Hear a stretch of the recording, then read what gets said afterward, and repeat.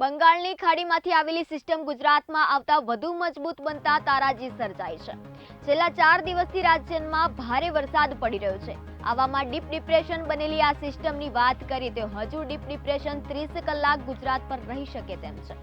જ્યારે deep depression દર કલાકે માંડ 3 કિલોમીટરનું અંતર કાપી રહ્યું છે। સિસ્ટમનું છેલ્લું લોકેશન ધોરડો નજીક નોંધાયું છે। अनुमान अनुसार हजू सिस्टम 100 किलोमीटर आगळ वधे त्यारे बहार निकळशे। आ सिस्टम 12 कलाक एक ज जग्याए रह्या बाद थोड़ी आगळ वधी छे। आ डीप डिप्रेशन जेटલું ધીમું આગળ વધે છે તેટલી જ મુસીબત વધે છે। કચ્છ ઝોનમાં મોસમનો સૌથી વધુ 154% કરતા પણ વધારે અને ત્યારબાદ સૌરાષ્ટ્ર ઝોનમાં 123% થી વધુ તેમજ દક્ષિણ ગુજરાત ઝોનમાં 110% થી વધુ વરસાદ નોંધાયો છે।